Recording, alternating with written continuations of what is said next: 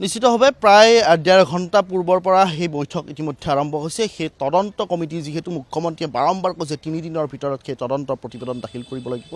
তিনিজনীয়া সেই তদন্ত কমিটিত ৩জনকৈ জ্যেষ্ঠ চিকিৎসক আৰু এগৰাকী অতিৰিক্ত মুখ্য সচিবক, স্বাস্থ্য বিভাগৰ অতিৰিক্ত মুখ্য সচিব সুইটি চাংচঙক ইতিমধ্যে দায়িত্ব দিয়া হৈছে। আৰু সেই তদন্ত কমিটিত ইতিমধ্যে যি ধৰণে তদন্তৰ প্ৰতিবেদন দিব লাগে, সেই তদন্তৰ প্ৰতিবেদনৰ বাবে সকলো যি তথ্য, সেই তথ্যসমূহ সাজু কৰি ৰখা হৈছে। সকলো খুব সূক্ষ্মভাৱে তদন্ত কৰা হৈছে। এই মুহূৰ্তত অধ্যক্ষৰ কোঠালীত সেই তদন্তৰ বাবে যি কমিটিৰ যিকেইজনক আচলতে সেই দায়িত্ব দিয়া হৈছিল, আটাইকেইগৰাকী উপস্থিত হৈছে। আৰু NICUৰ কোঠাত সেই দিনটোত কোন কোন উপস্থিত আছিল প্ৰতিগৰাকীকে তলব কৰা হৈছে আৰু সূক্ষ্মভাৱে প্ৰতিগৰাকীকে সেই ধৰণে প্ৰশ্ন উত্থাপন কৰা হৈছে। আমি সেই কোঠাৰ বাহিৰলৈ গৈছিলোঁ, কিন্তু দৃশ্য সংগ্ৰহ কৰাৰ কোনো অনুমতি নাই বা দৃশ্য সংগ্ৰহ কৰিবলৈ দিয়া নাই। কিন্তু এই গোটেই ঘটনাটোৱে যিহেতু GMCHৰ ভিতৰ চৰা যিসমূহ অৰাজকতা, যিসমূহ অনিয়ম, সেই সকলো যিহেতু পোহৰলৈ আহিছে, সেই পোহৰলৈ অহাৰ পাছত আজি কিছু সময়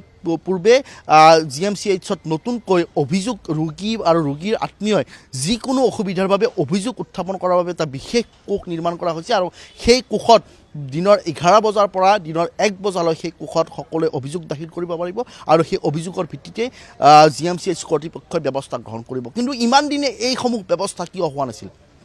উত্তৰ পূৰ্বাঞ্চল বা গুৱাহাটী সমগ্ৰ অসমৰে স্বাস্থ্য বিভাগৰ হৃদপিণ্ড বুলি যদি কওঁ GMCHক ক'ব লাগিব। আৰু GMCHৰ ভিতৰ চৰাত এইসমূহ ব্যৱস্থা পূৰ্বে কিয় নাছিল? চৰম অৰাজকতা আৰু অনিয়মে বিৰাজ কৰা এইখন GMCHৰ যিগৰাকী অধ্যক্ষ, সেই অধ্যক্ষগৰাকীয়ে দীৰ্ঘদিন ধৰি তেওঁ একচ্ছত্ৰী সম্ৰাট হৈ আছিল। তেওঁৰ মতালিত আচলতে এই ধৰণে এই সমগ্ৰ GMCHখন পৰিচালনা হৈছিল।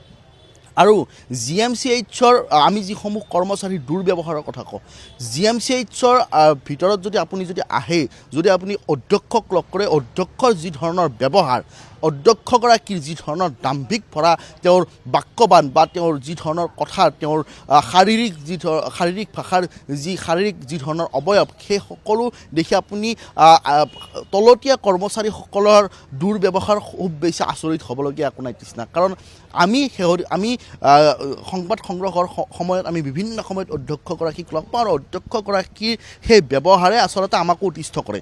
বিভিন্ন সময়ত কেৱল সংবাদ মাধ্যমৰ লোকে নহয়, সাধাৰণ লোকে হওক বা সেয়া আৰক্ষী বিষয়া হওক, যিকোনো লোককে অধ্যক্ষগৰাকীৰ এটা স্বভাৱসিদ্ধ এটা আচৰণ, তেওঁৰ খুব দাম্ভিক ভৰা বা খুব অহংকাৰী ৰূপত তেওঁ যি ধৰণে সাধাৰণ লোকক ব্যৱহাৰ কৰে, সেই ব্যৱহাৰে বিগত সময়ত বিভিন্নজনক আচলতে অতিষ্ঠ কৰিছে।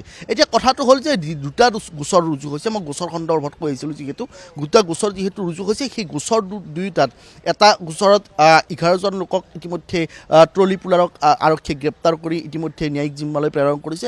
আনফালে যিগৰাকী নৱজাতক, সেই নৱজাতকটিৰ পিতৃৰ অভিযোগৰ ভিত্তিত যিহেতু ভানুপ্ৰিয়া মিছঙক আৰক্ষীয়ে গ্ৰেপ্তাৰ কৰিছে। আৰক্ষীয়ে গ্ৰেপ্তাৰ কৰি এই মুহূৰ্তত আদালতত হাজিৰ কৰাইছে। কিন্তু ভানুপ্ৰিয়া মিছঙক গ্ৰেপ্তাৰ কৰাতে এই তদন্ত শেষ হ'ব নেকি? সকলোৱে বিচাৰিছে ইয়াৰ লগত জড়িত থকা NICUত থকা প্ৰতিগৰাকী নাৰ্ছ, চিকিৎসক প্ৰতিগৰাকীয়ে তদন্তৰ আওতালৈ আহিব লাগে।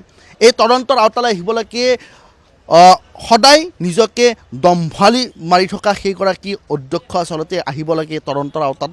সেই অধ্যক্ষগৰাকীও আৰক্ষীয়ে সোধপোছ কৰিব লাগে। তেতিয়া সকলো কথা জল পটকৈ স্পষ্ট হ'ব। কাৰণ মুখ্যমন্ত্ৰীয়ে এই গোটেই ঘটনাটো GMCৰ গাফিলতিৰ বাবে হোৱা বুলি ইতিমধ্যে উল্লেখ কৰিছে। মুখ্যমন্ত্ৰীয়ে নিজে সেই দিনটোত আহি উপস্থিত হৈছিল, য'ত আচলতে স্বাস্থ্যমন্ত্ৰীগৰাকী আহিব লাগিছিল।